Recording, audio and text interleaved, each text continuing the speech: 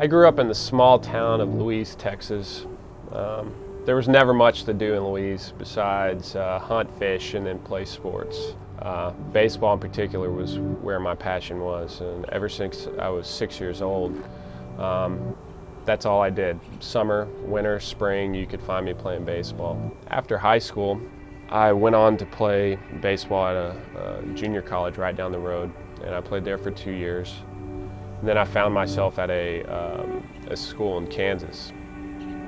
My junior year in Kansas, I really started to flourish with baseball, and I had an excellent year, and I was being looked at by some scouts to possibly be drafted that year. For me, that's always been a dream, is to get drafted, pursue baseball, and pursue that career. And I was very dedicated, 150% of my time to the game, working out as hard as I could, trying to make the best decisions for baseball and give myself the best chances to get drafted that year. On December 23rd, I got invited to a Christmas party with some friends. And I went to that Christmas party, and it was good catching up with them as well. I hadn't seen them for a while, but the only problem is we were drinking. I had drinks at this party, and I decided to make the decision to drive home that night after having drinks. I was already tired from working out the past few days, and then I mixed alcohol in the equation. And I began my venture down a country road to my parents' house. My buddy Robbie was riding in the passenger seat, and I remember us talking, and had the windows down, and not driving fast, but just talking, catching up. About 3 miles down the road, I find myself opening my eyes, realizing I had just dozed off at the wheel.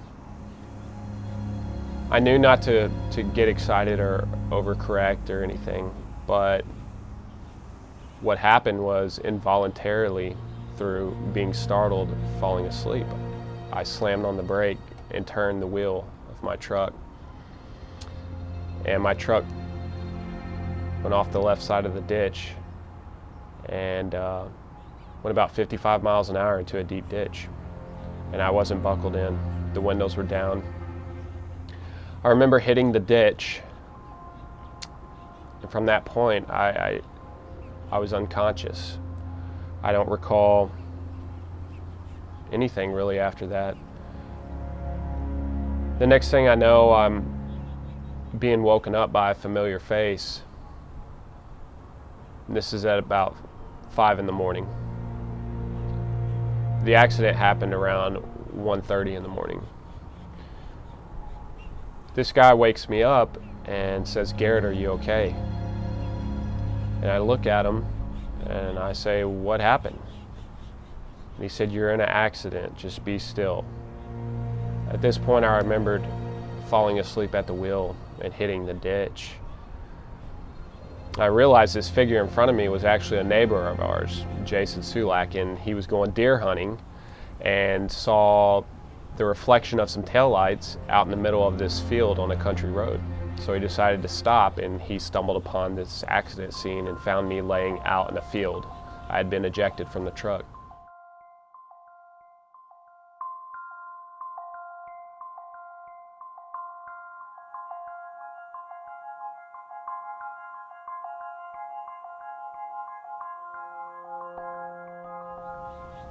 I tried sitting up, and I couldn't sit up.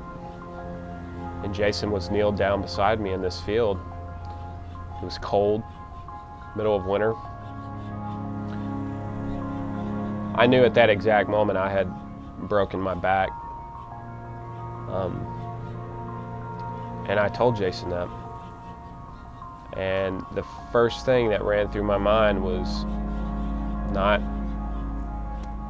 walking again, but actually baseball is over. Everything I had worked for my entire life, this one passion, this one dream, it's gone. And I began to cry, and I began to worry about what else was wrong with me because I couldn't feel anything from the chest down. I didn't know if I was bleeding internally or if I was going to die that night. But I grabbed Jason's hand as I was crying and I told him to pray for me. Ambulances came. I had no idea that at that moment that there was actually a friend in the truck with me, but there was, and luckily he was buckled in. Ambulances picked me up and drove me to where life flight was going to be. I got life flighted to Houston, and x-rays revealed that I had 2 broken vertebrae in my neck, and 1 in my back, and a punctured lung. 2 days after preliminary x-rays, the surgeon comes in for one last x-ray before they went in and started correcting my bones. He asked if I could move my neck and if anything hurt around my neck. And at this time I was in a neck brace, and I told him everything felt fine in my neck. I mean, my arms weren't really affected, and he goes, well, I don't really know how to explain this. They must have made a mistake on the x-rays, but there's no breaks in your neck.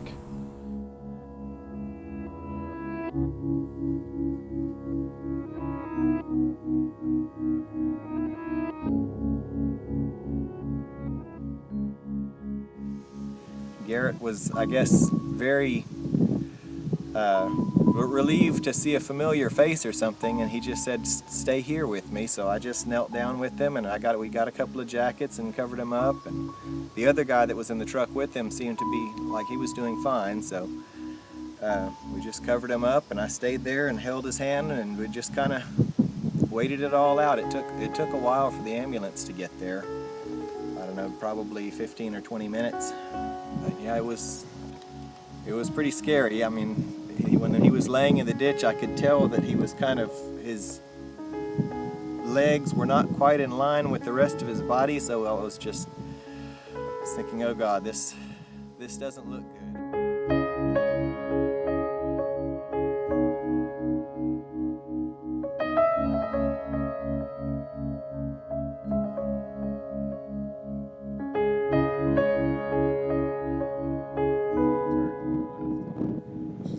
Thing ever, you know, and like I was telling you guys, it wasn't just like this drift off boom hit. It was like, I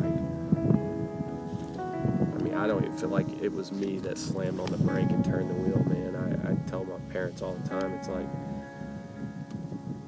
I almost feel like something made me do that. But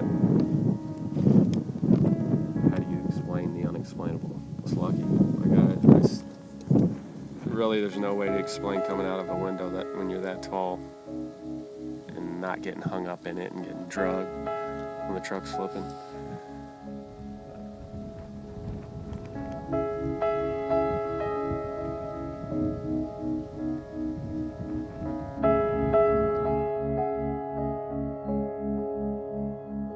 My family was a great support system at that time. I had a girlfriend at that time that I had really clung to, and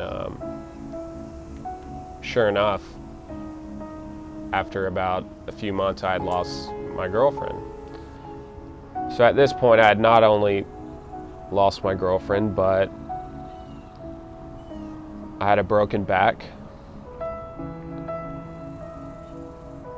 I lost baseball. And I also became a financial burden to my parents. This was a turning point to where I felt like I had hope, but I had lost it. I fell into a terrible depression for months. I wasn't an enjoyable person to be around. I would sleep all day. When I'd wake up, I'd basically eat, and I would stay in the dark, literally the dark. I wanted my room dark. I would sit in the closet sometimes, and I never questioned why me, but what I did question is, why did God not take me that night? Because I'd much rather be with Him than dealing with my circumstances on earth and this injury. I stayed in that depression for months, and it was really tearing down my family. It was tearing down friends, and it wasn't looking good for me at that point. I got angry with God, and it seemed like the further I drifted off into the dark, the more the devil would just grab a hold of me and say, "You're mine." You know, he didn't want me to come out of that hole in that pit, so to say.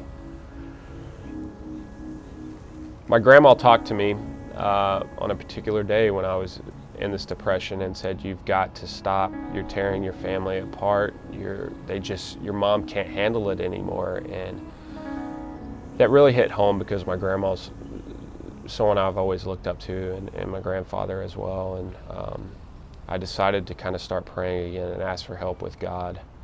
I began going to church again, and God was there within a couple days. He began taking all this darkness out of my life, healing me of this depression, and he was truly the ladder for me to climb up on to see the light of life again from that dark hole. And I began to see myself healing from a spiritual standpoint, and it got me back on track. When physical therapy began, I literally couldn't even get out of my chair. It was tough. I was weak. I had lost about 35, 40 pounds. It was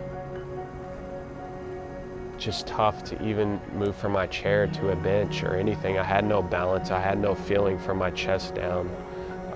Had no activation of muscles in my core or my back, and so these are all things that you need to just balance, not to mention your legs. It's a terrible feeling when you can't even realize that your legs are underneath you because they're numb. You can look at them, you can touch them, but they're not moving and you can't feel them. I finally recovered enough to where I could start practicing walking in leg braces and arm crutches. And this is by far the most challenging thing I've had to do from a physical standpoint in my entire life. But it was good, and I like challenges. I'm a competitor, and so it was right up my alley.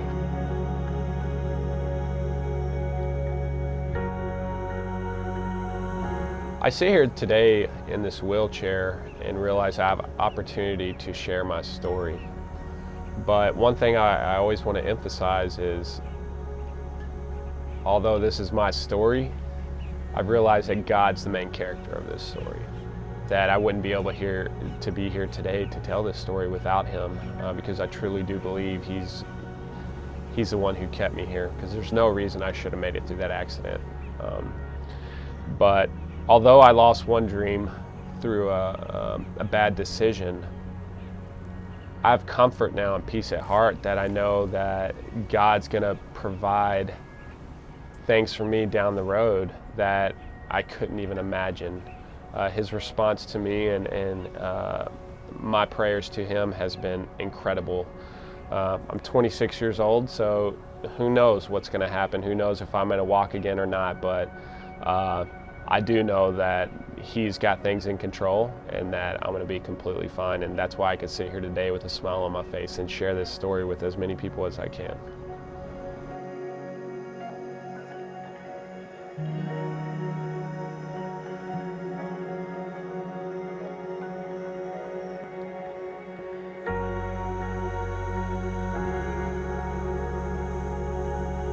God is so merciful.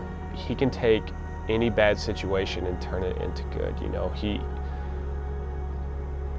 instead of adversity breaking you, he'll let it build you. And it's so much harder to try to do it on your own. You can keep trying to do it on your own and get mad at God and seek other avenues to fill these voids in your heart for a lost loved one, sickness, whatever it may be. But the fact is, you're gonna end back on the same road, and you're gonna have to start over again and again and again. But through God, in all adversity comes triumph.